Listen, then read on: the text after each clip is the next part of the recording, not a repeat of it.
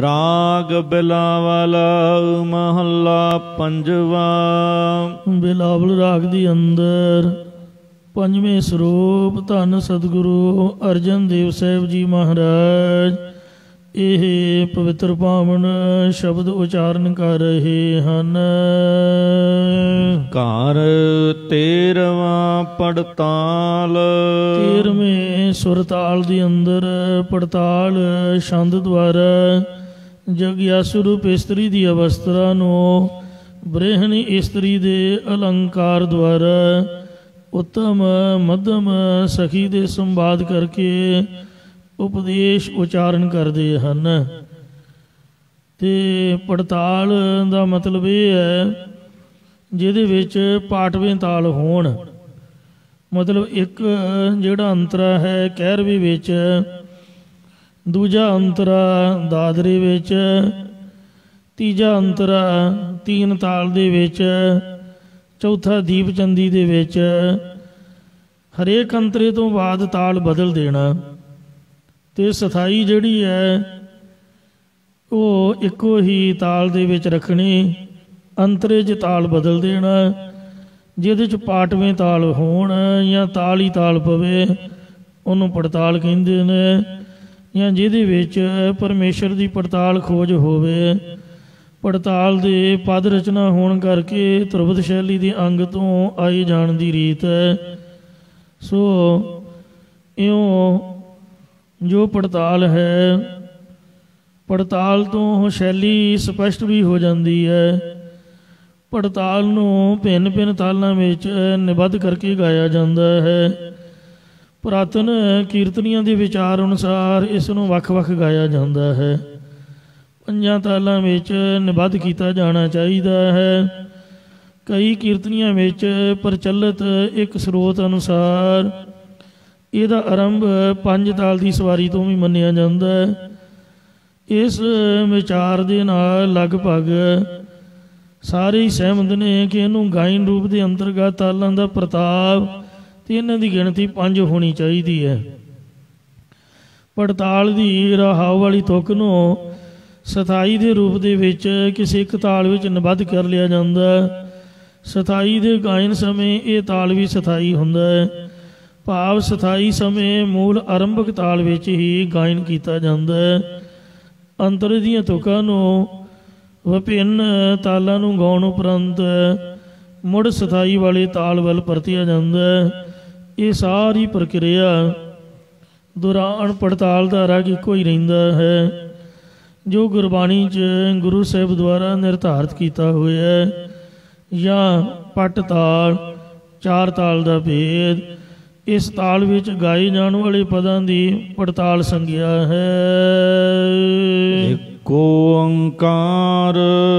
ਇੱਕ ਅਦੁੱਤੀ ਬ੍ਰਹਮ ਓੰਕਾਰ ਸਰਬ ਦਾ ਪ੍ਰਕਾਸ਼ਕ। ਸਤਿਗੁਰ ਪ੍ਰਸਾਦ ਜੋ ਸਤਿਗੁਰਾਂ ਦੀ ਕਿਰਪਾ ਦੁਆਰਾ ਪ੍ਰਾਪਤ ਹੁੰਦਾ ਹੈ।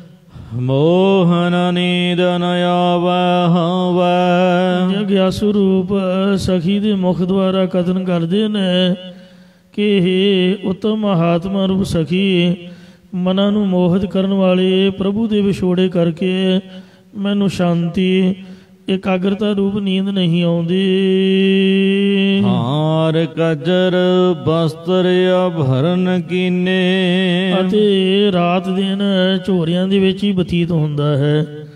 ਤਾਂ ਅੱਗੋਂ ਮਹਾਤਮਾ ਰੂਪ ਸਖੀ ਨੇ ਕਿਹਾ ਕਿ ਇਹ ਸਖੀ ਉਹਦੀ ਪ੍ਰਾਪਤੀ ਲਈ ਕੋਈ ਸਾਧਨ ਰੂਪ ਸ਼ਿੰਗਾਰ ਨਹੀਂ ਕੀਤਾ ਹੋਣਾ। ਤਾਂ ਅੱਗੋਂ ਜਗਿਆਸੂ ਰੂਪ ਸਖੀ ਆਂਦੀ ਹੈ ਕਿ ਮੈਂ ਹਰ ਹਰ ਦਾ ਉਚਾਰਨ ਰੂਪ ਹਾਰ ਆਪਣੇ ਗਲੇ ਵਿੱਚ ਪਹਿਨਿਆ। ਸਮਾਧੀ ਲਾਉਣ ਰੂਪ ਜਾਂ ਸ਼ਾਸਤਰਾਂ ਦਾ ਗਿਆਨ ਰੂਪ ਕਜਰ ਸੁਰਮਾ ਵੀ ਆਪਣੇ ਨੇਤਰਾਂ ਵਿੱਚ ਪਾਉਣਾ ਕੀਤਾ ਹੈ। ਇੰਦਰੀਆਂ ਦਾ ਦਮਨ ਰੂਪ ਜਾਂ ਵਿਵੇਕ ਵੈਰਾਗ ਖਟ ਸਮਧੀ ਦੇ ਮਮੋਖ ਇੱਛਾ ਰੂਪ ਤਨ ਉੱਪਰ ਸੁੰਦਰ ਕੱਪੜੇ ਅਤੇ ਸ਼ਰਵਣ ਮੰਨਣ ਗਿਆਨ ਰੂਪ ਗਹਿਣੇ ਵੀ ਪਾਉਣਾ ਕੀਤੇ ਹਨ। ਉਡੀਨੀ ਉਡੀਨੀ ਉਡੀਨੀ। ਇਹ ਮਹਾਤਮਾ ਰੂਪ ਸਖੀ ਮੈਂ ਮਨ ਕਰਕੇ ਉਸ ਆਪਣੇ ਪਿਰੀ ਨੂੰ ਉਡੀਕਦੀ ਹਾਂ, ਬਾਣੀ ਕਰਕੇ ਵੀ ਉਡੀਕਦੀ ਹਾਂ ਤੇ ਸਰੀਰ ਕਰਕੇ ਵੀ ਉਡੀਕ ਰਹੀ ਹਾਂ। ਇਸੇ ਪ੍ਰਕਾਰ ਉਡੀਨੀ ਉਡੀਨੀ ਉਡੀਨੀ ਮੈਂ ਦੁਖੀ ਤੇ ਉਦਾਸ ਨਿੰਮੋ ਝੂਣੀ ਹੋ ਕੇ ਉਸ ਪਿਰੀ ਨੂੰ ਉਡੀਕ ਰਹੀ ਹਾਂ। ਕਾਬ ਕਾਰਿਆ ਵਾਰੀ ਇਹ ਸਖੀ ਉਹ ਪਿਰੀ ਕਦ ਮੇਰੇ ਹਿਰਦੇ ਰੂਪ ਘਰ ਦੇ ਵਿੱਚ ਆਵੇਗਾ, ਭਾਵ ਆ ਕੇ ਸਾਖਸ਼ਾਤ ਹੋਵੇਗਾ। ਰਹਾਉ ਵਿਸ਼ਰਾਮ ਦੇ ਕਰ ਫਰਮਾਨ ਕਰਦੇ ਨੇ। ਸਾਰਨ ਸੁਹਾਗਨ ਚਰਨ ਸੀਸ ਧਾਰ। ਇਹ ਮਹਾਤਮਾ ਰੂਪ ਸੁਹਾਗਵੰਤੀ ਜਾਂ ਪਤੀ ਪਰਮੇਸ਼ਰ ਦੀ ਆਨੰਦ ਨੂੰ ਮੰਨਣ ਵਾਲੀ ਮਹਾਤਮਾ ਰੂਪ ਸਖੀ, ਮੈਂ ਤੁਹਾਡੀ ਓਟ 'ਚ ਪੈ ਕੇ ਤੁਹਾਡੇ ਚਰਨਾਂ ਦੇ ਆਪਣਾ ਸਿਰ ਰੱਖਦੀ ਹਾਂ, ਭਾਵ ਹੰਕਾਰ ਤਿਆਗ ਕੇ ਨਿਮਰਤਾ 'ਚ ਬੇਨਤੀ ਕਰਦੀ ਹਾਂ ਕਿ ਲਾਲਣ ਮੋਹਿ ਮਿਲਾਵਹੁ। ਤੁਸੀਂ ਮੈਨੂੰ ਪਿਆਰਾ ਪਰਮਾਤਮਾ ਪਤੀ ਰੂਪ ਦੇ ਵਿੱਚ ਮਿਲਾਉਣਾ ਕਰੋ ਜੀ। ਕਬ ਕਾਰਿਆ ਵਾਰੀ ਇਹ ਮਹਾਤਮਾ ਰੂਪ ਉਤਮ ਸਖੀ, ਮੇਰਾ ਪਿਰੀ ਕਦੋਂ ਮੇਰੇ ਹਿਰਦੇ ਰੂਪ ਘਰ 'ਚ ਆ ਕੇ ਸਾਖਸ਼ਾਤ ਹੋਵੇਗਾ। ਸੁਨੋ ਸਹੇਰੀ ਮਿਲਨ ਬਾਤ ਕਹੋ। ਅੱਗੋਂ ਮਹਾਤਮਾ ਰੂਪ ਸਖੀ ਆਖਦੀ ਹੈ ਕਿ ਇਹ ਜਗਿਆਸੂ ਰੂਪ ਸਹੇਲੀ ਸੁਣਨਾ ਕਰ, ਮੈਂ ਤੈਨੂੰ ਪ੍ਰਭੂ ਪਤੀ ਨਾਲ ਮਿਲਣ ਵਾਲੀ ਗੱਲ ਆਖਦੀ ਹਾਂ ਕਿ ਸਗਰੋ ਅਹੰ ਮਿਟਾਵਹੁ। ਜਦੋਂ ਤੂੰ ਆਪਣੇ ਹਿਰਦੇ ਅੰਦਰੋਂ ਗੁਣ ਧਨ ਸਰੀਰ ਆਦਿਕ ਦਾ ਹੰਕਾਰ ਮੇਟ ਲਵੇਂਗੀ ਤਾਂ ਘਰ ਹੀ ਲਾਲਨ ਪਾਵਹੁ। ਤਾਂ ਤੂੰ ਹਿਰਦੇ ਰੂਪ ਘਰ ਦੇ ਵਿੱਚੋਂ ਹੀ ਪਿਆਰੇ ਪ੍ਰਭੂ ਪਤੀ ਨੂੰ ਪਾ ਲਵੇਂਗੀ।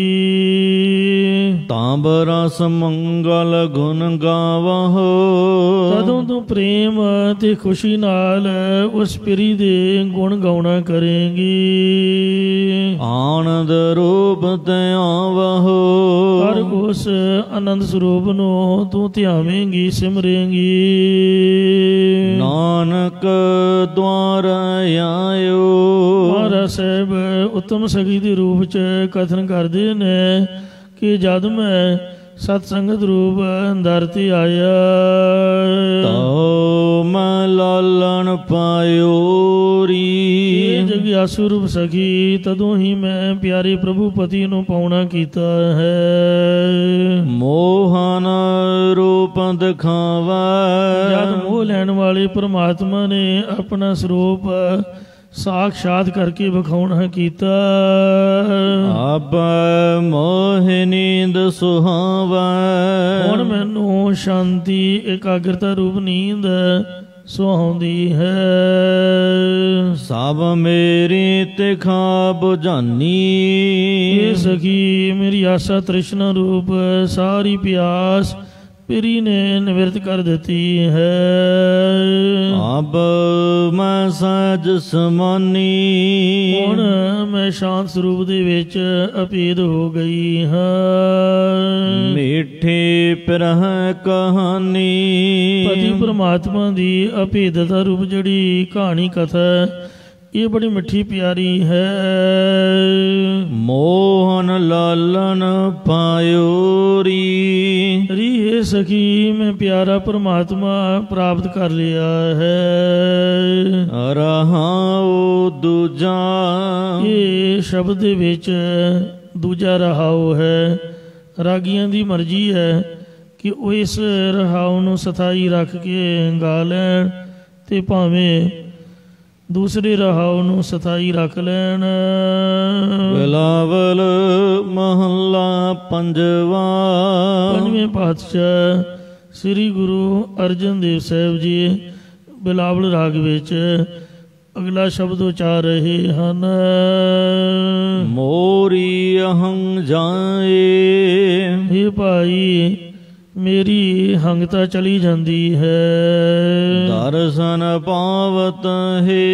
ਪਰਮਾਤਮਾ ਨੂੰ ਪਤੀ ਦਾ ਦਰਸ਼ਨ ਦੀਦਾਰ ਪਾਉਂਦਿਆਂ ਹੀ ਮੇਰੀ ਹੰਗਤਾ ਚਲੀ ਜਾਂਦੀ ਹੈ। ਰਾਚਹੁ ਨਾਥ ਹੀ ਸਹਾਈ ਸੰਤਨਾ। ਨਿਸ਼ਚੇ ਕਰਕੇ ਜਾਂ ਹਿਰਦੇ ਕਰਕੇ ਮਾਲਕ ਪਰਮਾਤਮਾ ਦੇ ਨਾਲ ਰਚਿਆ ਹੋਇਆ ਹੈ, ਜੋ ਪ੍ਰਭੂ ਸੰਤ ਜਨਾਂ ਦਾ ਸਹਾਇਕ ਹੈ। ਆਪਾ ਚਰਨ ਗਹੇ ਹੁਣ ਮੈਂ ਉਸ ਪਰਮਾਤਮਾ ਦੇ ਚਰਨ ਗ੍ਰਹਿਣ ਕੀਤੇ ਹਨ। ਰਹਾਉ ਵਿਸ਼ਰਾਮ ਦੇ ਕਰ ਫੁਰਮਾਨ ਕਰਦੇ ਨੇ। ਆਹੇ ਮਨ ਅਵਰ ਨ ਭਾਵੈ। ਇਹ ਭਾਈ ਸਾਡੇ ਮਨ ਨੂੰ ਹੋਰ ਕੁਝ ਨਹੀਂ ਪਾਉਂਦਾ ਹੈ। ਚਰਨਾਵੈ ਚਰਨਾਵੈ। ਅਸੀਂ ਤਾਂ ਪ੍ਰਭੂ ਦੇ ਚਰਨਾਂ ਹੀ ਚਰਨਾਂ ਨੂੰ ਆਹੇ ਚਾਹੁੰਦੇ ਹਾਂ, ਜਾਂ ਸਾਰਿਆਂ ਦੇ ਚਰਨਾਂ ਵੇ ਪੂਜਨੀਕ ਅਧਿਸ਼ਠਾਨ ਨੂੰ ਪ੍ਰਭੂ ਦੇ ਚਰਨ ਸਾਡੇ ਮਨ 'ਚ ਆ ਕੇ ਵਸਣ। ਸਾਡਾ ਮਨ ਪ੍ਰਭੂ ਦੇ ਪ੍ਰੇਮ ਨਾਲ ਇਉਂ ਉਲਝਿਓ ਇਉਂ ਉਲਝਿਆ ਜਿਵੇਂ ਅਲ ਭੌਰਾ ਮਕਰੰਦ ਕਮਲ ਜਾਓ। ਕਮਲ ਦੇ ਮਕਰੰਦ ਧੂੜੇ ਰਸ ਦੇ ਨਾਲ ਉਲਝਿਆ ਹੁੰਦਾ ਹੈ। ਆਨ ਰਸ ਨਹੀਂ ਚਾਹੈ। ਜਿਵੇਂ ਭੌਰਾ ਕਮਲ ਦੀ ਸੁਗੰਧੀ ਤੋਂ ਬਿਨਾਂ ਹੋਰ ਸੁਗੰਧੀ ਨੂੰ ਨਹੀਂ ਚਾਹੁੰਦਾ। ਏਕੈ ਹਰ ਲਾਹੈ। ਜਿਵੇਂ ਸਾਡਾ ਮਨ ਹੋਰ ਦਵੈਤ ਦੇ ਰਸਾਂ ਨੂੰ ਨਹੀਂ ਚਾਹੁੰਦਾ ਹੈ, ਕੇਵਲ ਇੱਕ ਹਰੀ ਪਰਮਾਤਮਾ ਦੇ ਨਾਮ ਦਾ ਹੀ ਲਾਭ ਚਾਹੁੰਦਾ ਹੈ। ਅੰਨ ਤੇ ਟੂਟੀਐ।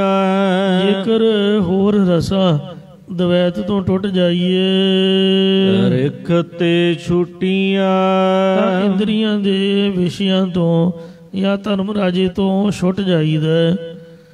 ਜੰਗਲ ਦੇ ਵਿੱਚ ਇੱਕ ਬਹੁਤ ਸੀਲ ਸੁਭਾਅ ਵਾਲਾ ਰਿਖੀ ਕੁਟੀਆ ਬਣਾ ਕੇ ਰਹਿੰਦਾ ਸੀ। ਇੱਥੇ ਰੇਖ ਦੂਜੇ ਅਰਥ ਵਿੱਚ ਧਰਮਰਾਜ ਕੀਤਾ। ਧਰਮਰਾਜ ਦਾ ਨਾਮ ਰੇਖ ਕਿਵੇਂ ਪਿਆ, ਇਸ ਦੀ ਬਾਬਤ ਇਹ ਬੇਨਤੀ ਹੈ ਕਿ ਉਹ ਜਿਹੜਾ ਸਾਧੂ ਸੀ ਉਹ ਜੰਗਲ 'ਚ ਰਹਿੰਦਾ, ਕਿਸੇ ਨੂੰ ਕੋਈ ਮੰਦਾ ਬਚਨ ਵੀ ਨਹੀਂ ਸੀ ਬੋਲਦਾ। ਇੱਕ ਦਿਨ ਧਰਮਰਾਜ ਇਸ ਰਿਖੀ ਦੀ ਪਰਖ ਕਰਨ ਵਾਸਤੇ ਇਹਦੀ ਗੈਰ ਹਾਜ਼ਰੀ ਵਿੱਚ ਇਹਦੀ ਕੁਟੀਆ 'ਚ ਆ ਗਿਆ ਤੇ ਜੁੱਤੀ ਬਾਹਰ ਲਾ ਕੇ ਇਹਦੇ ਰੂਪ ਦੇ ਵਿੱਚ ਇਹਦੀ ਪਤਨੀ ਕੋਲ ਜਾ ਕੇ ਬੈਠ ਗਿਆ। ਇੰਨੇ ਨੂੰ ਬਾਹਰੋਂ ਰਿਖੀ ਵੀ ਆ ਗਿਆ ਤੇ ਬਾਹਰ ਕਿਸੇ ਦੀ ਜੁੱਤੀ ਲੱਥੀ ਵੇਖ ਕੇ ਬਾਹਰ ਹੀ ਖੜਾ ਰਿਹਾ। ਇੰਨੇ ਨੂੰ ਧਰਮ ਰਾਜਾ ਰਿਖੀ ਦੇ ਰੂਪ 'ਚ ਬਾਹਰ ਆਇਆ ਤਾਂ ਰਿਖੀ ਨੇ ਧਰਮਰਾਜ ਦੇ ਪੈਰੀਂ ਹੱਥ ਲਾ ਦਿੱਤੇ। ਧਰਮਰਾਜ ਨੇ ਕਿਹਾ ਕਿ ਮੈਂ ਤੁਹਾਡੇ ਸੁਭਾਅ ਦੀ ਹੀ ਪਰਖ ਕਰਨ ਆਇਆ ਸੀ। ਜਿਸ ਸੁਭਾਅ ਵਿੱਚ ਤੁਸੀਂ ਹਰ ਹਾਲਤ ਵਿੱਚ ਪਰਪੱਕ ਹੋ, ਇਸ ਲਈ ਤੁਸੀਂ ਕੋਈ ਵਰ ਮੰਗੋ। ਅੱਗੋਂ ਰਿਖੀ ਨੇ ਕਿਹਾ ਕਿ ਹੇ ਮਹਾਰਾਜ, ਤੁਸੀਂ ਇੱਕ ਰਿਖੀ ਦਾ ਰੂਪ ਧਾਰਨ ਕੀਤਾ ਹੈ, ਜਿਸ ਕਰਕੇ ਤੁਹਾਡਾ ਨਾਮ ਹੀ ਰਿਖੀ ਪੈ ਜਾਏ। ਅੱਗੋਂ ਧਰਮਰਾਜ ਨੇ ਕਿਹਾ ਤਥਾ ਅਸਤੂ। ਸੋ ਇੰਜ ਰੇਖ ਪਦਾਰਥ ਧਰਮਰਾਜ ਹੈ। ਅੰਨ ਤੇ ਟੂਟੀ ਹੈ, ਰੇਖ ਤੇ ਛੂਟੀ ਹੈ। ਹੋਰ ਰਸਾਂ ਤੋਂ ਟੁੱਟ ਜਾਈਏ ਤਾਂ ਇੰਦਰੀਆਂ ਜਾਂ ਧਰਮਰਾਜੇ ਤੋਂ ਛੁੱਟ ਜਾਈਦਾ ਹੈ। ਇਹ ਰਸ ਛੱਡ ਉਹ ਰਸ ਆਵੈ, ਉਹ ਰਸ ਪੀਆ ਇਹ ਰਸ ਨਹੀਂ ਭਾਵੈ। ਮਨ ਹਰ ਰਸ ਘੁਟਿਆ। ਆਪਣੇ ਮਨ ਦੇ ਅੰਦਰ ਪਰਮਾਤਮਾ ਦੇ ਨਾਮ ਰਸ ਪ੍ਰੇਮ ਰਸ ਨੂੰ ਘੁੱਟ ਕੇ ਭਰੀਏ, ਭਾਵ ਧਾਰਨ ਕਰੀਏ। ਸੰਗ ਸਾਧੂ ਉਲਟੀਐ। ਅਤੇ ਸ੍ਰੇਸ਼ਟ ਮਹਾਤਮਾ ਜਨਾਂ ਦੇ ਨਾਲ ਆਪਣੇ ਜੀਵਨ ਬਿਰਤੀ ਨੂੰ ਉਲਟਾਉਣਾ ਕਰੀਏ, ਭਾਵ ਸੰਸਾਰਾਕਾਰ ਤੋਂ ਬ੍ਰਹਮਾਕਾਰ ਕਰੀਏ। ਅਨ ਨਾਹੀ ਨਾਹੀ ਰੇ। ਭਾਈ ਸਾਡੀ ਦ੍ਰਿਸ਼ਟੀ 'ਚ ਹੋਰ ਮਿਥਿਆ ਭਾਵਨਾ ਦਵੈਤ ਆਦਿਕ ਨਹੀਂ ਹੈ, ਨਹੀਂ ਹੈ। ਨਾਨਕ ਪ੍ਰੀਤ ਚਰਨ ਚਰਨ ਹੈ। ਸਤਿਗੁਰੂ ਮਹਾਰਾਜ ਸਾਹਿਬ ਜੀ ਕਥਨ ਕਰਦੇ ਕਿ ਇਹ ਭਾਈ ਸਾਡੀ ਤਾਂ ਪੂਜਨੀਕ ਪਰਮਾਤਮਾ ਦੇ ਚਰਨ ਕਮਲਾਂ ਨਾਲ ਹੀ ਪ੍ਰੀਤੀ ਲਿਵ ਲੱਗੀ ਹੋਈ ਹੈ। ਰਾਗ ਬਿਲਾਵਲ ਮਹੱਲਾ ਨਵਾ। ਨਾਵੇਂ ਪਾਤਸ਼ਾਹ ਸਤਿਗੁਰੂ ਤੇਗ ਬਹਾਦਰ ਸਾਹਿਬ ਜੀ ਬਿਲਾਵਲ ਰਾਗ ਵਿੱਚ ਸ਼ੋ ਪਾਵਨ ਉਪਦੇਸ਼ ਦੀ ਬਖਸ਼ਿਸ਼ ਕਰਦੇ ਹਨ। ਦੋ ਪਾਂਦੇ ਦੋ ਪਦੀਆਂ ਵਾਲੇ ਸ਼ਬਦ ਉਚਾਰ ਰਹੇ ਨੇ।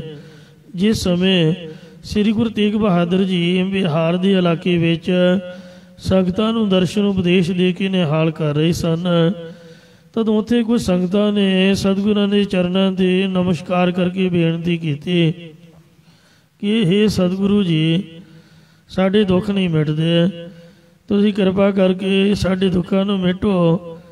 ਤਾਂ ਮਹਾਰਾਜ ਨੇ ਇਹ ਪਾਵਨ ਸ਼ਬਦ ਉਚਾਰਿਆ, ਏਕ ਓੰਕਾਰ, ਇੱਕ ਅਦੁੱਤੀ ਬ੍ਰਹਮ ਓੰਕਾਰ ਸਰਬ ਦਾ ਪ੍ਰਕਾਸ਼ਕ, ਸਤਿਗੁਰ ਪ੍ਰਸਾਦ, ਜੋ ਸਤਿਗੁਰਾਂ ਦੀ ਕਿਰਪਾ ਦੁਆਰਾ ਪ੍ਰਾਪਤ ਹੁੰਦਾ ਹੈ। ਦੁਖ ਹਰਤਾ ਹਰ ਨਾਮ ਪਛਾਨੋ, ਇਹ ਭਾਈ ਸਾਰੇ ਦੁੱਖਾਂ ਨੂੰ ਨਾਸ਼ ਕਰਨ ਵਾਲਾ ਹਰੀ ਪ੍ਰਮਾਤਮਾ ਦਾ ਨਾਮ ਸਤਿਗੁਰਾਂ ਦੁਆਰਾ ਪਹਿਚਾਨਣਾ ਕਰੋ। ਅਜ਼ਾਮਲ ਗਨ ਕਾ ਜਿਹ ਸਿਮਰਤ, ਜਿਸ ਨਾਮ ਨੂੰ ਅਜਾਮਲ ਤੇ ਗਣਕਾ ਆਦਿਕ ਅਨੇਕ ਪਾਪੀ ਜੀਵ ਸਿਮਰਦਿਆਂ ਮੁਕਤ ਭਏ ਜੀ ਜਾਨੋ, ਕਲਿਆਣ ਨੂੰ ਪ੍ਰਾਪਤ ਹੋਏ ਹਨ। ਉਸ ਨਾਮ ਨੂੰ ਤੁਸੀਂ ਆਪਣੇ ਹਿਰਦੇ ਵਿੱਚ ਜਾਣਨਾ ਕਰੋ। ਰਹਾਉ ਵਿਸ਼ਰਾਮ ਦੇ ਕੇ ਫਰਮਾਨ ਕਰਦੇ ਨੇ, ਗੱਜ ਕੇ ਤਰਾਸ ਮਿਟੇਸ਼ਨ ਹੋ ਮਹੈ, ਫਿਰ ਉਸ ਵੇਲੇ ਹਾਥੀ ਦੀ ਖੌਫਦਾਈ ਇੱਕ ਛਿਨ ਵਿੱਚ ਹੀ ਨਿਵਰਤ ਹੋ ਗਈ। ਜਬਹਿ ਰਾਮ ਬਖਾਨੋ, ਜਦੋਂ ਨਿਸ਼ਚੇ ਕਰਕੇ ਹਾਥੀ ਨੇ ਪਰਮਾਤਮਾ ਦਾ ਨਾਮ ਉਚਾਰਨ ਕੀਤਾ। ਨਾਰਦ ਕਹਿਤਾ ਸੁਣਤ ਧਰੂ ਬਾਰਿਕ, ਇਹਦਾ ਨਾਮ ਸੀ ਗਜਿੰਦਰ ਹਾਥੀ। ਹਰੀਹਰ ਖੇਤਰ ਤੇ ਪਾਣੀ ਪੀਣ ਵਾਸਤੇ ਵੜਿਆ। ਕੋਈ ਪੁਰਾਣੇ ਜਨਮ ਦਾ ਸ਼ਰਾਬ ਸੀਗਾ, ਤੇ ਜਿਹਦੇ ਨਾਲ ਸ਼ਰਾਬ ਸੀ ਉਹ ਤੰਦੂਆ ਬਣ ਕੇ ਪਾਣੀ ਦੇ ਵਿੱਚ ਸੀ। ਇਹਦੇ ਪੈਰਾਂ ਨੂੰ ਉਹਨੇ ਤੰਦੂਏ ਨੇ ਗਰਸ ਲਿਆ, ਜਿਸ ਕਰਕੇ ਹੇਠਾਂ ਹੀ ਹੇਠਾਂ ਚਲਿਆ ਜਾ ਰਿਹਾ ਸੀ। ਤੇ ਜਦੋਂ ਕੇਵਲ ਅੱਖਾਂ ਦੇ ਸੁੰਡ ਬਾਹਰ ਰਹਿ ਗਈ ਤਾਂ ਨੇ ਕਮਲ ਦਾ ਫੁੱਲ ਤਰਦਾ ਹੋਇਆ ਦੇਖਿਆ। ਇਹਨੂੰ ਕੁਝ ਹੋਰ ਤਾਂ ਨਾ ਸੁਝਿਆ ਤੇ ਇਹਨੇ ਆਪਦੀ ਸੁੰਡ ਦੇ ਨਾਲ ਕਮਲ ਦਾ ਫੁੱਲ ਪਾਣੀ ਵਿੱਚੋਂ ਹੀ ਚੁੱਕਿਆ ਤੇ ਅੱਖਾਂ ਬੰਦ ਕਰਕੇ ਪਾਣੀ 'ਚ ਹੀ ਰੱਖ ਕੇ ਭਗਵਾਨ ਦੇ ਚਰਨਾਂ ਦਾ ਧਿਆਨ ਧਾਰ ਕੇ ਉਹਨੂੰ ਸਮਰਪਿਤ ਕਰਕੇ ਅਰਦਾਸ ਕੀਤੀ। ਤਾਂ ਉਸ ਵਕਤ ਭਗਵਾਨ ਨੇ ਇੱਕ ਛਿਨ ਵੀ ਨਾ ਲਾਇਆ। ਬਾਣੀ ਵਿੱਚ ਜ਼ਿਕਰ ਆਉਂਦਾ ਹੈ, ਕਰ ਧਰੇ ਚੱਕਰ, ਹੱਥ ਦੇ ਉੱਪਰ ਸੁਦਰਸ਼ਨ ਚੱਕਰ ਧਾਰ ਕੇ ਬੈਕੁੰਠ ਤੇ ਆਏ। ਵਾਹਿਗੁਰੂ ਭਗਵਾਨ ਜੀ ਬੈਕੁੰਠ ਲੋਕ ਤੋਂ ਆਏ, ਸਾਰੇ ਸੁੱਖ ਛੱਡ ਕੇ। ਕਰ ਧਰੇ ਚੱਕਰ ਬੈਕੁੰਠ ਤੇ ਆਏ, ਗਜ ਹਸਤੀ ਕੇ ਪ੍ਰਾਣ ਉਧਾਰੀ ਅਲੇ। ਗਜਿੰਦਰ ਹਾਥੀ ਦੇ ਪ੍ਰਾਣਾਂ ਨੂੰ ਉਸੇ ਵਕਤ ਚੱਕਰ ਚਲਾ ਕੇ ਤੰਦੂਏ ਦੀ ਤਾਰਾਂ ਕੱਢ ਕੇ ਤੇ ਛੁਡਾ ਲੈਣਾ ਕੀਤਾ। ਤੋ ਇੰਜ ਵਾਹਿਗੁਰੂ ਜੀ ਦੀ ਮਹਿਮਾ ਕਰਦਿਆਂ ਗੁਰੂ ਤੇਗ ਬਹਾਦਰ ਸਾਹਿਬ ਜੀ ਫਰਮਾਉਂਦੇ ਨੇ ਕਿ ਭਾਈ ਜਿਹੜਾ ਹਾਥੀ ਸੀਗਾ, ਵੇਖੋ ਗੱਜ ਕੀ ਤਰਾਸ ਮਿਟੀ ਸ਼ਨੁ ਹੋਵੇ, ਉਹਦੀ ਜਿਹੜੀ ਤਰਾਸ, ਉਹਦਾ ਜਿਹੜਾ ਡਰ ਸੀ ਛਿਨ ਦੇ ਵਿੱਚ ਹੀ ਮਿਟ ਗਿਆ। ਜਦ ਹੀ ਰਾਮ ਬਖਾਨੋ, ਜਦ ਉਹਨੇ ਰਮੇ ਹੋਏ ਵਾਹਿਗੁਰੂ ਦੇ ਨਾਮ ਨੂੰ ਉਚਾਰਿਆ। ਅੱਗੇ ਇੱਕ ਹੋਰ ਉਦਾਹਰਨ ਦਿੰਦੇ ਨੇ ਨਾਰਦ। ਨਾਰਦ ਕਹਿਤਾ ਸੁਣਤ ਧਰੂ ਬਾਰਿਕ, ਨਾਰਦ ਮੁਨੀ ਦਾ ਕਿਹਾ ਹੋਇਆ ਨਾਮ ਦਾ ਉਪਦੇਸ਼ ਸੁਣਦਿਆਂ ਜਿਹੜਾ ਬੱਚਾ 5 ਸਾਲ ਦੀ ਉਮਰ ਦਾ ਧਰੂ ਸੀਗਾ, ਭਜਨ ਮਹੇਲ ਬਟਾਨੋ, ਪਰਮਾਤਮਾ ਦੇ ਭਜਨ ਸਮਰਨ ਦੇ ਵਿੱਚ ਲਪਟ ਗਿਆ। ਭਾਵ ਪ੍ਰੇਮ ਸਹਿਤ ਭਜਨ ਦੇ ਵਿੱਚ ਲੀਨ ਹੋ ਗਿਆ। ਚੱਲ ਅਮਰ ਨਿਰਭੈ ਪਦ ਪਾਇਓ, ਪਰ ਫਿਰ ਉਹਨੇ ਚੱਲਣ ਤੋਂ ਰਹਿਤ ਤੇ ਅਮਰ ਮਰਨ ਤੋਂ ਰਹਿਤ ਤੇ ਨਿਰਭੈ ਭੈ ਤੋਂ ਰਹਿਤ ਪਦਵੀ ਨੂੰ ਪਾ ਲਿਆ। ਜਗਤ ਜਾਹੇ ਹੈਰਾਨੋ। ਜਿਸ ਗੱਲ ਨੂੰ ਜਾਣ ਕੇ ਕਿ ਵੇਖੋ 5 ਸਾਲ ਦੇ ਬੱਚੇ ਨੇ ਏਡੀ ਵੱਡੀ ਦਾਤ ਪਾ ਲਈ, ਸਾਰਾ ਜਗਤ ਹੈਰਾਨ ਹੋ ਗਿਆ। ਸਾਰਾ ਜਿਹੜਾ ਜਗਤ ਸੀਗਾ ਉਹ ਅਚਰਜ ਹੋ ਗਿਆ ਕਿ ਏਡਾ ਛੋਟਾ ਬੱਚਾ ਤੇ ਇਹਨਾਂ ਉਹਦਾ ਵੇਖੋ ਨਿਸ਼ਚਾ ਕਾਇਮ ਹੈ ਕਿ ਜਿਹਨੇ ਸਿਦਕ ਦੇ ਨਾਲ ਪਰਮਾਤਮਾ ਦਾ ਭਜਨ ਕਰਕੇ ਨਿਰਭੈ ਪਦਵੀ ਨੂੰ ਪਾ ਲਿਆ। ਭਾਈ ਭਾਈ ਗੁਰਦਾਸ ਸਾਹਿਬ ਜੀ ਲਿਖਦੇ ਨੇ, ਧਰੂ ਹੱਸਦਾ ਘਰ ਆਇਆ ਕਰ ਪਿਆਰ ਪਿਓ ਕੁਛੜ ਲੀਤਾ,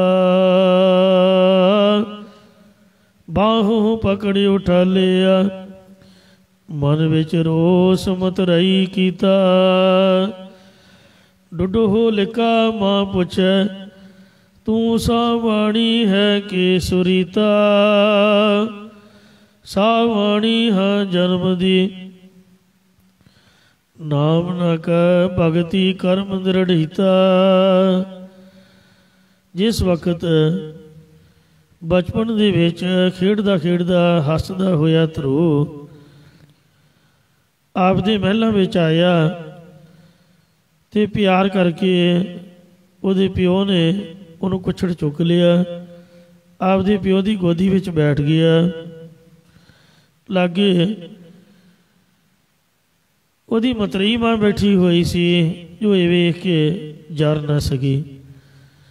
ਬਾਹੋਂ ਪਕੜ ਉਠਾ ਲਿਆ ਮਨ ਵਿੱਚ ਰੋਸ ਮਤਰਈ ਕੀਤਾ।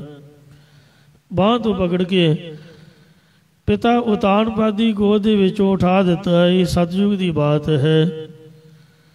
ਤੇ ਕਹਿਣ ਲੱਗੀ ਕਿ ਜੇ ਤੈਨੂੰ ਆਪਣੇ ਪਿਓ ਦੀ ਗੋਦੀ ਵਿੱਚ ਬੈਠਣ ਦਾ ਚਾਅ ਹੈ ਤਾਂ ਘਰ ਛੱਡ ਕੇ ਨਿਕਲ ਜਾ, ਜੰਗਲ ਵਿੱਚ ਜਾ ਕੇ ਤਪ ਕਰ ਤੇ ਤਪ ਕਰਕੇ ਅਰਦਾਸ ਕਰਕੇ ਮੈਂ ਮਰ ਕੇ ਮੇਰੀ ਕੁੱਖ ਦੇ ਵਿੱਚੋਂ ਜਨਮ ਲਵਾਂ। ਜਦ ਤੂੰ ਮੇਰੀ ਕੁੱਖ ਤੋਂ ਜਨਮ ਲਏਗਾ, ਮੇਰਾ ਬੱਚਾ ਬਣੇਗਾ, ਤਾਂ ਤੂੰ ਆਪਦੇ ਪਿਓ ਦੀ ਗੋਦੀ ਵਿੱਚ ਬੈਠ ਸਕਦਾ। ਦੌੜ ਜਾ ਇੱਥੋਂ। ਬੱਚਿਆਂ ਦਾ ਸੁਭਾਅ ਬੜਾ ਨਰਮ ਹੁੰਦਾ ਹੈ। ਉਹ ਵਿਚਾਰੇ ਦੇ ਮਨ ਉੱਪਰ ਗਹਿਰਾ ਅਸਰ ਹੋ ਗਿਆ ਤੇ ਡੁਸਕਾਰੇ ਮਾਰਦਾ। ਡੁੱਡੂ ਹੁਲਿਕਾ ਮਾਂ ਪੁੱਛੈ ਆਪਦੀ ਸਗੀ ਮਾਂ ਦੀ ਮਹਿਲਾਂ ਵਿੱਚ ਆਇਆ ਤੇ ਪੁੱਛਣ ਲੱਗਾ ਤੂੰ ਸਾਵਾਣੀ ਹੈ ਕਿ ਸੁਰੀਤਾ, ਤੂੰ ਦੱਸ ਵੀ ਗੋਲੀ ਹੈ ਕਿ ਰਾਣੀ ਹੈ। ਕਹਿਣ ਲੱਗੀ ਕੀ ਹੋਇਆ ਪੁੱਤ? ਉਹਨੇ ਪਿਆਰ ਨਾਲ ਚੁੱਪ ਕਰਾਇਆ। ਕਹਿੰਦੀ ਨਹੀਂ, ਤੂੰ ਇਹ ਦੱਸ ਵੀ ਗੋਲੀ ਹੈ ਕਿ ਰਾਣੀ ਹੈ। ਕਹਿੰਦੀ ਦੱਸ ਗੱਲ ਤਾਂ ਕੀ ਹੋਈ ਹੈ, ਗੱਲ ਦੱਸੇਗਾ? ਕਹਿੰਦਾ ਨਹੀਂ, ਤੂੰ ਇਸ ਗੱਲ ਦਾ ਜਵਾਬ ਦੇ ਵੀ ਇਸ ਘਰ ਦੇ ਵਿੱਚ ਤੂੰ ਗੋਲੀ ਹੈ ਕਿ ਰਾਣੀ ਹੈ। ਉਹਨੂੰ ਪਤਾ ਲੱਗਾ ਵੀ ਇਹਦੀ ਮਤਰੇਈ ਮਾਂ ਨੇ ਇਹਨੂੰ ਝਿੜਕਿਆ ਹੋਊਗਾ। ਕਹਿਣ ਲੱਗੀ ਪੁੱਤ ਉਚਾਰਨ ਕਰੋ ਸਤਨਾਮ ਸ੍ਰੀ ਵਾਹਿਗੁਰੂ। ਪ੍ਰਭੂ ਦਾ ਧਿਆਨ ਧਾਰ ਕੇ ਉਹਨੇ ਵਾਹਿਗੁਰੂ ਨਾਮ ਉਚਾਰਿਆ, ਰਾਮ ਨਾਮ ਕਿਹਾ। ਆਖਿਆ ਵੀ ਮੈਂ ਸਾਵਾਣੀ ਹਾਂ ਜਨਮ ਦੀ ਤਾਂ ਰਾਣੀ ਹੈ, ਕਿਉਂਕਿ ਤੇਰਾ ਨਾਨਾ ਰਾਜਾ ਸੀ ਜਿਹਦੇ ਘਰ ਵਾਹਿਗੁਰੂ ਨੇ ਮੈਨੂੰ ਜਨਮ ਦਿੱਤਾ ਤੇ ਤੇਰੇ ਪਿਤਾ ਦੇ ਨਾਲ ਜਿਹੜਾ ਰਾਜਾ ਹੈ ਉਹਦੇ ਨਾਲ ਮੈਨੂੰ ਵਿਆਹਿਆ। ਤੇਰੇ ਨਾਨੇ ਦੇ ਘਰ ਜਨਮ ਲੈਣ ਤੋਂ ਮੈਂ ਰਾਜਕੁਮਾਰੀ ਕਹਿਲਾਈ, ਤੇਰੇ ਪਿਤਾ ਦੇ ਘਰ ਵਿਆਹੀ ਆਉਣ ਕਰਕੇ ਮੈਂ ਰਾਣੀ ਬਣੀ। ਜਨਮ ਦੀ ਤਾਂ ਮੈਂ ਰਾਣੀ ਆ ਤੇ ਪਰ ਨਾਮ ਨਾ ਭਗਤੀ ਕਰਮ ਦ੍ਰਿੜੀਤਾ, ਮੈਂ ਵਾਹਿਗੁਰੂ ਦਾ ਨਾਮ ਭਗਤੀ ਇਹ ਕਰਮ ਨਹੀਂ ਕੀਤਾ। ਨਾ ਮੈਂ ਹੁਣ ਕਰ ਰਹੀ ਹਾਂ, ਨਾ ਮੈਂ ਪਿਛਲੇ ਜਨਮ 'ਚ ਕੀਤਾ, ਤਾਂ ਮੇਰਾ ਇਸ ਘਰ ਦੇ ਵਿੱਚ ਸਤਿਕਾਰ ਨਹੀਂ ਹੈ। ਕਹਿੰਦਾ ਵੀ ਤੇਰੀ ਗੋਲੀਆਂ ਨਾਲੋਂ ਵੀ ਘੱਟ ਕੀਮਤ ਹੈ। ਕਹਿੰਦੀ ਇਹੀ ਕਾਰਨ ਹੈ। ਕਹਿੰਦਾ ਵੀ ਮੈਂ ਤਾਂ ਇਸ ਤਰ੍ਹਾਂ ਨਹੀਂ ਰਹਿ ਸਕਦਾ। ਜੇ ਜੀਵ ਹੈ ਪਤ ਲੱਥੀ ਜਾਏ ਸਭ ਹਰਾਮ ਜੇਤਾ ਕਿਛ ਖਾਏ। ਜੇ ਇਨਸਾਨ ਦੀ ਇੱਜ਼ਤ ਹੀ ਨਹੀਂ ਤਾਂ ਫਿਰ ਖਾਣਾ ਹਰਾਮ ਹੈ। ਇੱਜ਼ਤ ਦਾ ਭਾਵੇਂ ਅੱਧਾ ਪ੍ਰਸ਼ਾਦਾ ਹੋਏ, ਟੇਬਲ ਉਹਨਾਂ ਗੱਲ ਥੋੜ੍ਹਾ ਜਿਹਾ। ਇੱਜ਼ਤ ਦਾ ਪ੍ਰਸ਼ਾਦਾ ਭਾਵੇਂ ਅੱਧਾ ਹੋਵੇ, ਉਹੀ ਸਾਧ ਸੰਗਤ ਜੀਓ ਵਿਸ਼ੇਸ਼ ਹੁੰਦਾ ਹੈ। ਅਤੇ ਉਹ ਭਾਵੇਂ ਦੇਸੀ ਘਰੋਂ ਦੇ ਪਰੌਂਠੇ ਹੋਣ ਅਤੇ ਇੱਜ਼ਤ ਨਹੀਂ, ਉੱਥੇ ਬੁਰਕੀ ਮੂੰਹ 'ਚ ਨਹੀਂ ਲੰਘਦੀ, ਕੀ ਫਾਇਦਾ। ਨਾਲੇ ਗਾਲਾਂ ਖਾਈ ਜਾਓ, ਨਾਲੇ ਰੋਟੀਆਂ ਖਾਈ ਜਾਓ। ਸਤਿਕਾਰ ਦੇ ਨਾਲ ਭਾਵੇਂ ਪਾਣੀ ਵੀ ਹੋਵੇ, ਉਹੀ ਦੁੱਧ ਵਰਗਾ ਹੈ। ਅੱਧਾ ਪ੍ਰਸ਼ਾਦਾ ਵੀ ਸਮਝ ਲਓ ਵੀ ਦੇਸੀ ਘਿਓ ਦੇ ਪ੍ਰਸ਼ਾਦੇ ਹਨ, ਜਿੱਥੇ ਇੱਜ਼ਤ ਹੈ। ਤੇਰੀ ਤਾਂ ਉਮਰ ਸਾਹਬ ਰੋਲ ਦੀ ਲੰਘ ਗਈ, ਮੈਂ ਤਾਂ 1 ਮਿੰਟ ਨਹੀਂ ਇੱਥੇ ਰਹਿ ਸਕਦਾ। ਤੂੰ ਮੈਨੂੰ ਇਹ ਦੱਸ, ਕਿਸ ਉਦਮ ਤੇ ਰਾਜ ਮਿਲੈ, ਸ਼ਤਰੂ ਤੇ ਸਭ ਹੋਵਣ ਮੀਤਾ।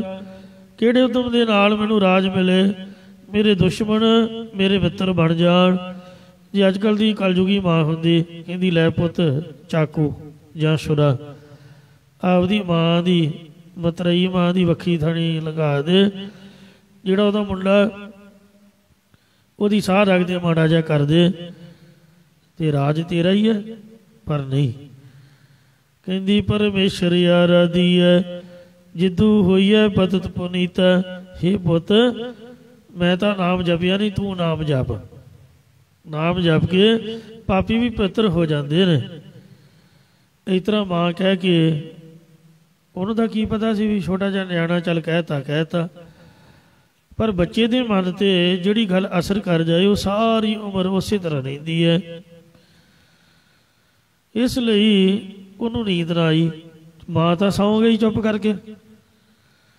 ਅੱਧੀ ਰਾਤ ਨੂੰ ਸੁੱਤੀ ਪਈ ਮਾਂ ਦੀਆਂ ਪਰਿਕਰਮਾ ਕਰਕੇ ਪੈਰਾਂ ਵੱਲ ਹੋ ਕੇ ਅਰਦਾਸ ਕੀਤੀ, ਹੇ ਮਾਤਾ, ਤੂੰ ਮੇਰੀ ਪਹਿਲੀ ਗੁਰੂ ਹੈ, ਤੂੰ ਧੰਨ ਹੈ, ਜਿਹਨੇ ਮੇਰੀ ਅੱਖਾਂ ਖੋਲ੍ਹ ਦਿੱਤੀਆਂ, ਮੈਨੂੰ ਨਾਮ ਜਪਣ ਦੀ ਸਿੱਖਿਆ ਦਿੱਤੀ ਹੈ। ਹੁਣ ਮੈਨੂੰ ਮਾਫ਼ ਕਰੀ, ਮੈਂ ਤੇਰੇ ਕੋਲ ਨਹੀਂ ਰਹਿ ਸਕਦਾ, ਮੈਂ ਤਪ ਕਰਨ ਲਈ ਜਾਣਾ, ਮੈਨੂੰ ਇਜਾਜ਼ਤ ਦੇ।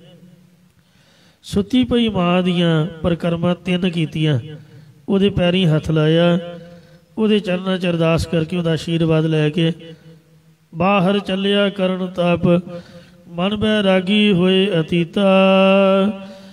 ਬਾਹਰ ਤਪ ਕਰਨ ਵਾਸਤੇ ਤੁਰ ਪਿਆ। ਰਸਤੇ ਦੇ ਵਿੱਚ ਨਾਰਦ ਮੁਨੀ ਉਪਦੇਸਿਆ, ਮਨ ਬੈਰਾਗੀ ਹੋਏ ਅਤੀਤਾ। ਨਾਰਦ ਮੁਨੀ ਹੀ ਮਿਲਿਆ। ਪਹਿਲਾਂ ਉਹਨੇ ਉਲਟੀਆਂ ਸਿੱਧੀਆਂ ਗੱਲਾਂ ਮਾਰੀਆਂ ਕਿ ਤੂੰ ਬੱਚਾ ਹੈ, ਕਿੱਧਰ ਚੱਲਿਆ ਹੈ, ਤੈਨੂੰ ਸ਼ੇਰ ਖਾ ਜਾਏਗਾ, ਤੈਨੂੰ ਚੀਤਾ ਬਘਿਆੜ ਵੱਢ ਲਏਗਾ, ਤੈਨੂੰ ਸੱਪ ਡੰਗ ਦੇਏਗਾ, ਤੇਰੇ 'ਤੇ ਮੀਂਹ ਪਵੇਗਾ, ਤੈਨੂੰ ਧੁੱਪ ਲੱਗੇਗੀ, ਇਸ ਤਰ੍ਹਾਂ ਉਸ ਤਰ੍ਹਾਂ ਬੜਾ ਡਰਾਇਆ ਵੀ ਸ਼ਾਇਦ ਇਹ ਨਿਆਣਾ ਡਰ ਜਾਏਗਾ। ਕਹਿਣ ਲੱਗਾ, ਹੇ ਰਿਖੀ, ਤੂੰ ਮੇਰਾ ਦੁਸ਼ਮਣ ਹੈ, ਜੋ ਮੈਨੂੰ ਡਰਾ ਧਮਕਾ ਕੇ ਪ੍ਰਭੂ ਦੇ ਨਾਮ ਦੇ ਵੱਲੋਂ ਬੇਮੁਖ ਕਾਢਿਆ। ਤੂੰ ਕਾਹਦਾ ਰਿਖੀ ਆ? ਤੂੰ ਆਪਦੇ ਰਾਹ ਪੈ। ਮੈਂ ਤੇਰੇ ਕੋਲ ਕੁਛ ਸਿੱਖਿਆ ਲਈ ਆ ਜਾਂ ਮੰਗੀ ਆ? ਆਪਦੇ ਆਪ ਹੀ ਤੂੰ ਸਲਾਹਾਂ ਦੇ ਰਿਹਾ, ਮੇਰਾ ਰਸਤਾ ਛੱਡ ਦੇ। ਉਹਨੇ ਆਖਿਆ, ਇਹ ਬੱਚਾ, ਮੈਂ ਨਾਰਦ ਮੁਨੀ ਹਾਂ, ਤੇ ਮੈਂ ਤੈਨੂੰ ਉਪਦੇਸ਼ ਦੇਣ ਵਾਸਤੇ ਹੀ ਆਇਆ ਹਾਂ, ਕਿਉਂਕਿ ਨਿਗੁਰਾ ਹੋਣ ਦੀ ਵਜ੍ਹਾ ਨਾਲ ਜੇ ਤੂੰ ਜਾਪ ਕਰੇਗਾ ਤਾਂ ਤੈਨੂੰ ਸਫਲਤਾ ਨਹੀਂ ਮਿਲੇਗੀ। ਇਹ ਮੈਂ ਤੇਰੀ ਪਰਖ ਕੀਤੀ ਹੈ ਕਿ ਸੱਚਮੁੱਚ ਹੀ ਤੂੰ ਆਪਣੇ ਮਿਸ਼ਨ ਵਿੱਚ ਦ੍ਰਿੜ ਹੈ। ਹੁਣ ਮੈਨੂੰ ਪੱਕਾ ਯਕੀਨ ਹੋ ਗਿਆ ਕਿ ਤੂੰ ਪ੍ਰਾਪਤੀ ਕਰੇਗਾ।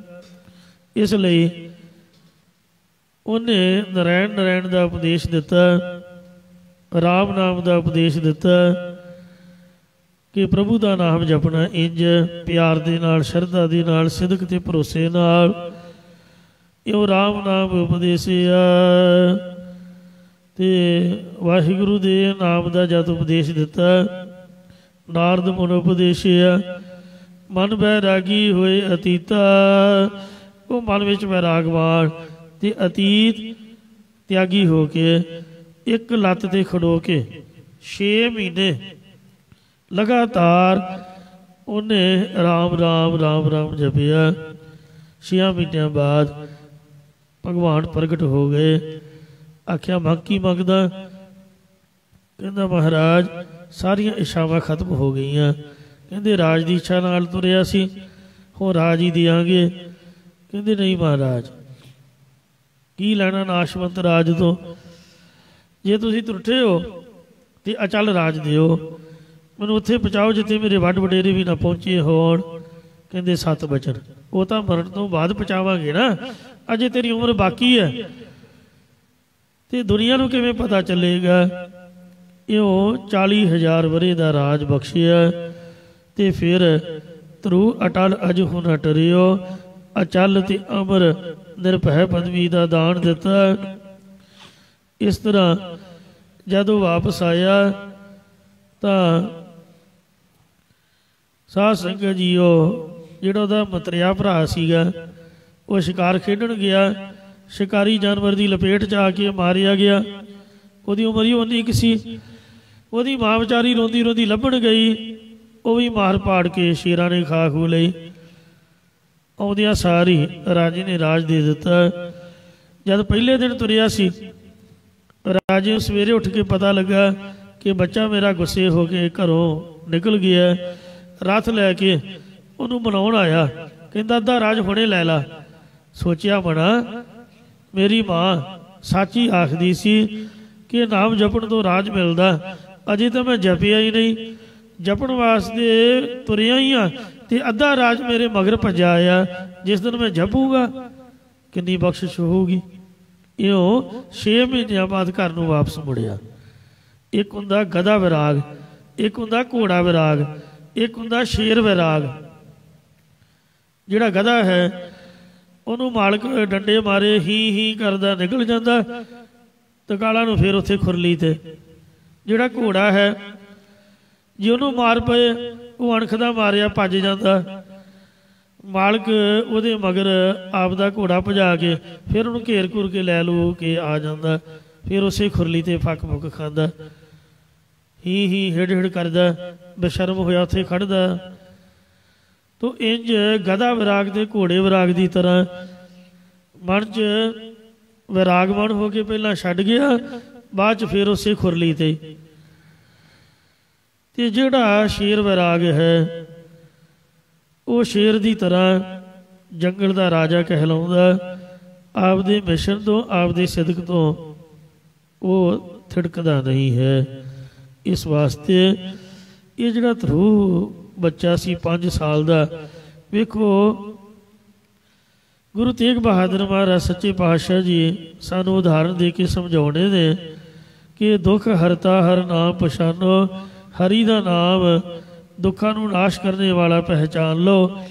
ਬੱਚੇ ਨੂੰ ਮਾਂ ਦੀਆਂ ਝਿੜਕਾਂ ਪਈਆਂ, ਮਤਰਈ ਮਾਂ ਨੇ ਤੇ ਝਿੜਕ ਦਿੱਤੀ, ਪਿਤਾ ਦੀ ਗੋਦੀ 'ਚ ਉਠਾਇਆ, ਦੁਖੀ ਹੋਇਆ, ਨਾਮ ਜਪ ਕੇ ਉਹਨੂੰ ਅਚਲ ਅਮਰ ਤੇ ਨਿਰਭੈ ਪਦਵੀ ਦਾ ਦਾਨ ਮਹਾਰਾਜ ਦੇ ਨਾਮ ਨੇ ਦੇ ਦਿੱਤਾ, ਪਾ ਲਿਆ।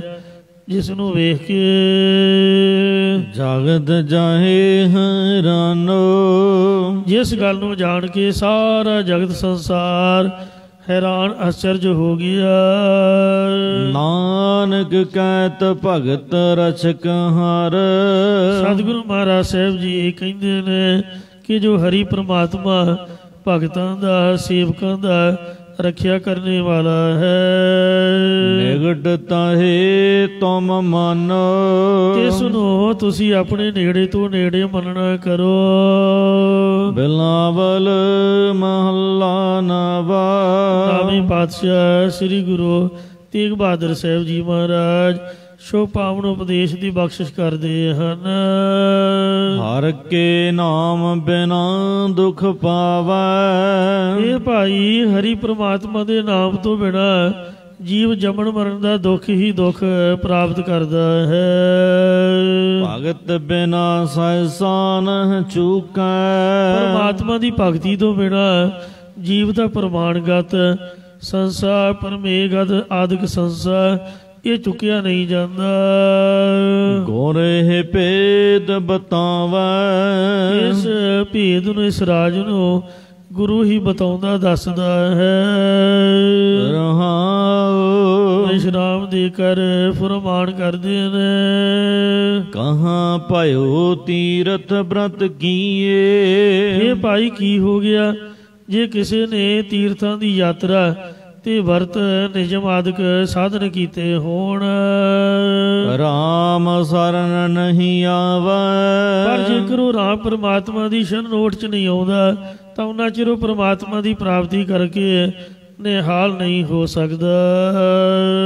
ਜੋਗ ਜਗ ਨੇ ਫਲ ਤੇ ਮਾਨੋ, ਇਹ ਭਾਈ ਤਿਸ ਮਨੁੱਖ ਦਾ ਜੋਗ ਸਾਧਨ ਕੀਤਾ ਤੇ ਯੱਗ ਆਦਿਕ ਜੋ ਕਰਮ ਉਹ ਨਿਸਫਲ ਮੰਨਣਾ ਕਰੋ।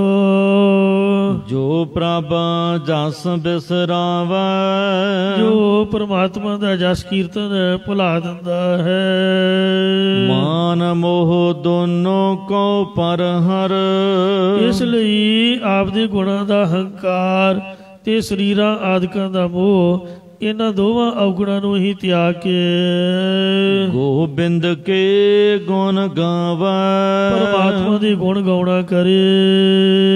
ਕਹੋ ਨਾਨਕ ਇਹ ਬਿਦ ਕੋ ਬ੍ਰਾਨੀ, ਮਹਾਰਾਜ ਸਾਹਿਬ ਕਥਨ ਕਰਦੇ, हे ਭਾਈ ਜੋ ਕੋਈ ਇਸ ਤਰੀਕੇ ਦਾ ਜੀਵ ਹੈ ਜੀਵਨ ਮੁਕਤ ਕਹਾਵੈ, ਉਹੀ ਜੀਵਨ ਮੁਕਤ ਕਹਾ ਸਕਦਾ, ਖਵਾ ਸਕਦਾ ਹੈ। ਬਿਲਾਵਲ ਮਹੱਲਾ ਨਾਵਾ, ਨੌਵੇਂ ਪਾਤਸ਼ਾਹ ਸ੍ਰੀ ਗੁਰੂ ਤੇਗ ਬਹਾਦਰ ਸਾਹਿਬ ਬਿਲਾਵਲ ਰਾਗ ਵਿੱਚ ਸ਼ੋ ਪਾਵਨ ਉਪਦੇਸ਼ ਬਖਸ਼ਦੇ ਹਨ।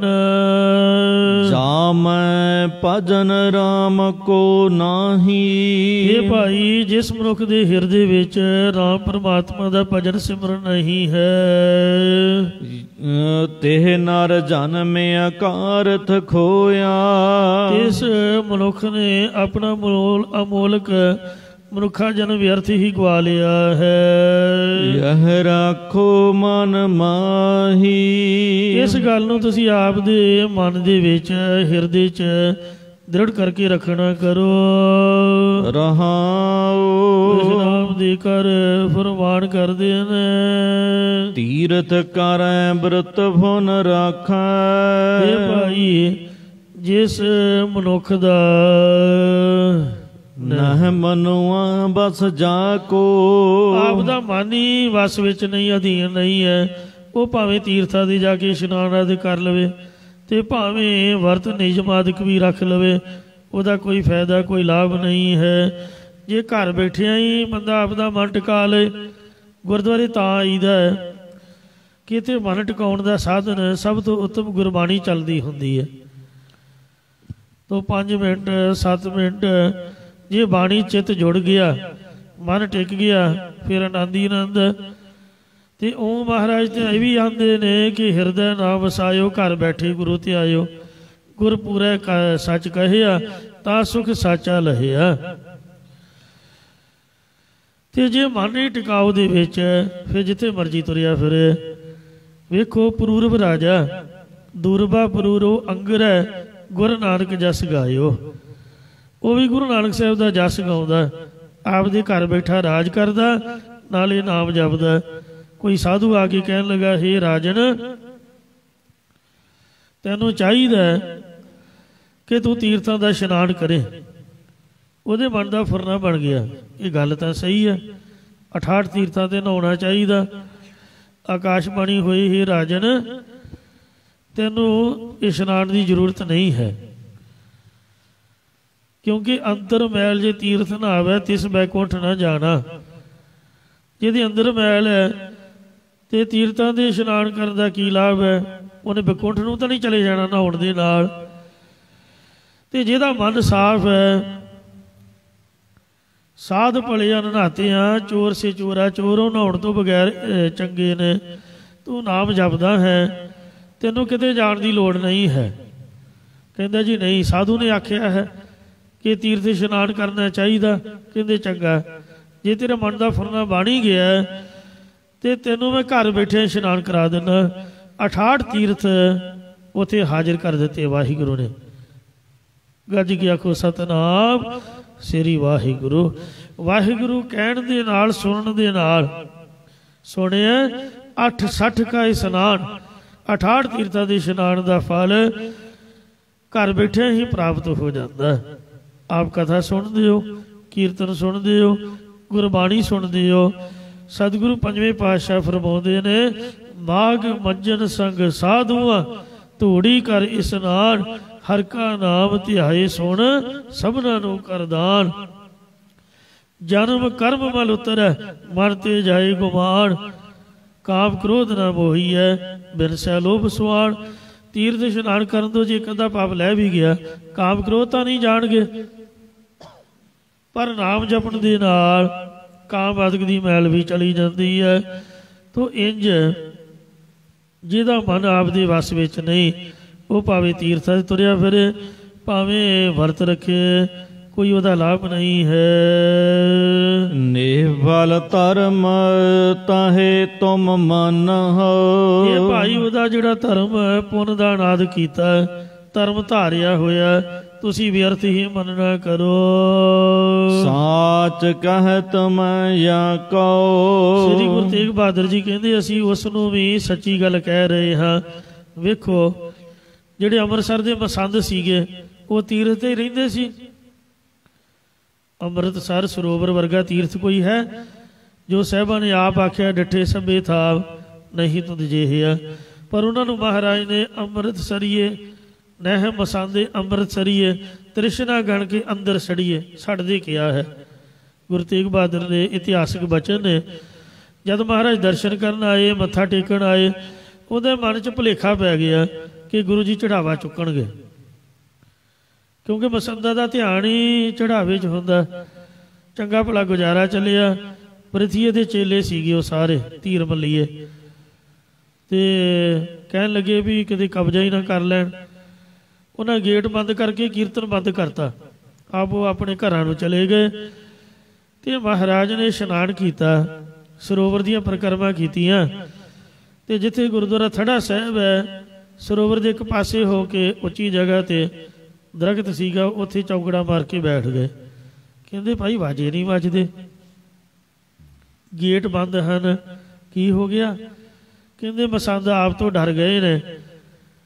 ਮਹਾਰਾਜ ਕਹਿੰਦੇ ਵੀ ਆਪਾਂ ਤਾਂ ਧੀਰ ਮੱਲ ਦੀ ਜਗ੍ਹਾ ਛੱਡੀ ਵੇਖੋ ਬਾਬਾ ਬਕਾਲਾ ਕਿ ਆਪ ਦੀ ਪੂਜਾ ਕਰਾਏ ਇੱਥੇ ਤਾਂ ਦਰਸ਼ਨ ਕਰਨ ਆਏ ਸੀ ਇੱਥੇ ਕੋਈ ਰਹਿਣ ਨਹੀਂ ਸੀ ਆਏ। ਚਲੋ ਕੋਈ ਗੱਲ ਨਹੀਂ। ਇਸ ਤਰ੍ਹਾਂ ਬਾਹਰ ਬਹਿ ਕੇ ਮਹਾਰਾਜ ਮੁੜ ਕੇ ਵੇਖੋ ਜਿਹਦਾ ਗੁਰਦੁਆਰਾ ਉਹਨੂੰ ਹੀ ਨਹੀਂ ਅੰਦਰ ਵੜਨ ਦਿੱਤਾ।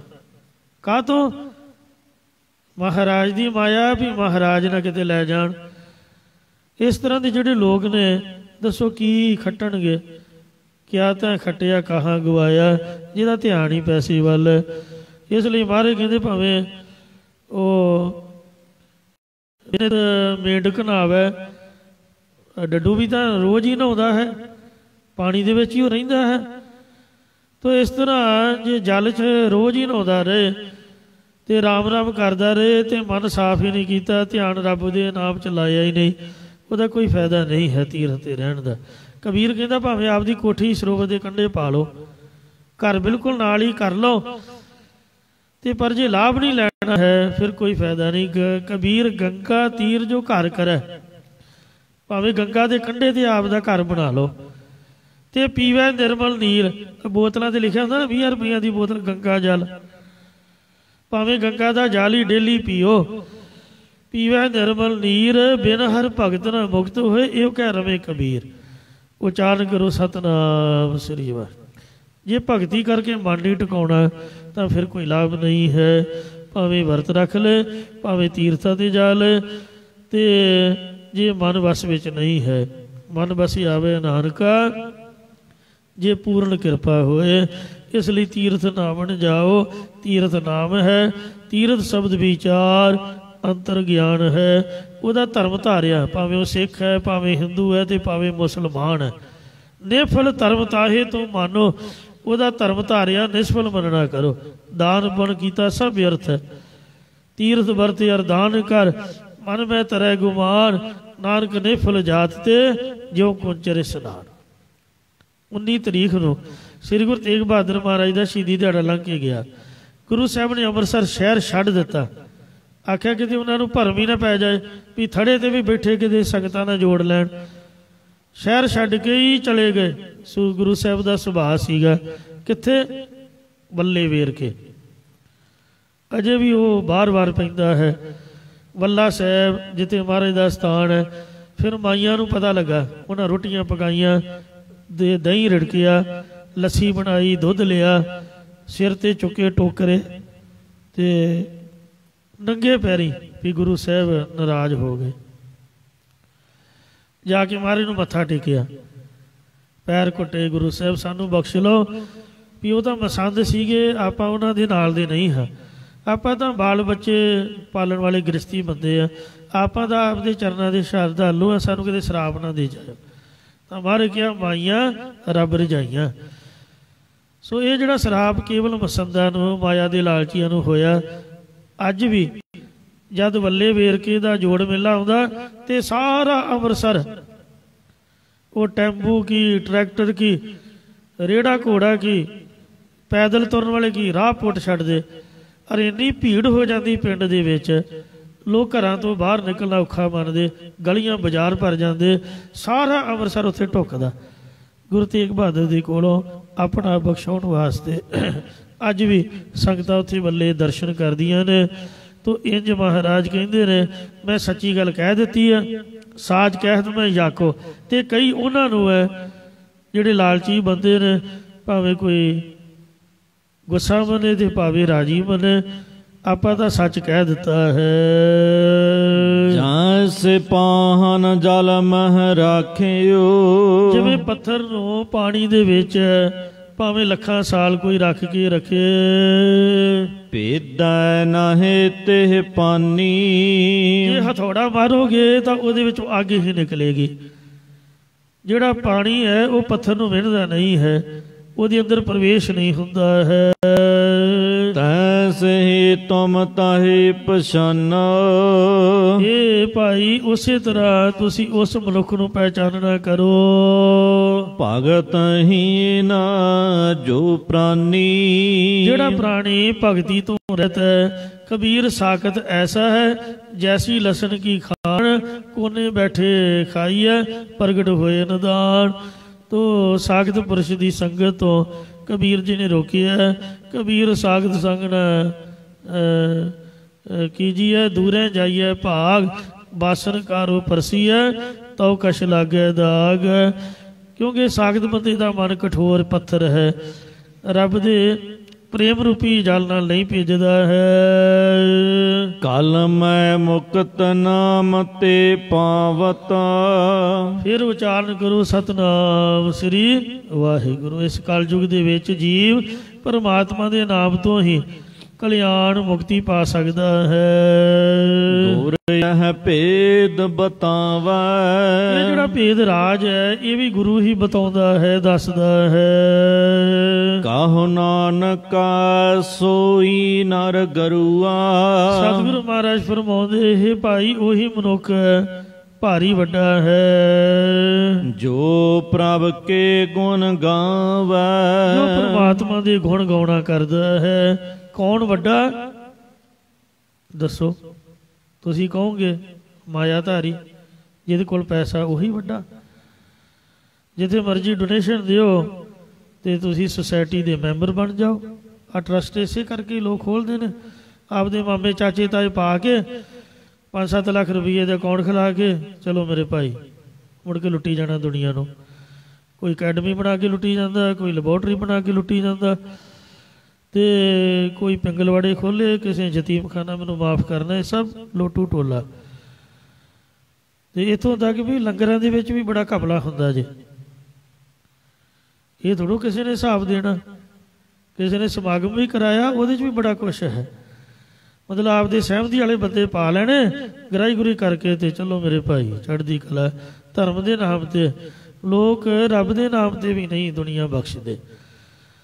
पातशाह जी कहते ने कौन वड्डा माया वड्याई। दुनिया की निगाह च मायाधारी वड्डा है, पर साडी निगाह च जे तुसीं पुछो तां सो वड्डा जिन राम लिव लाई।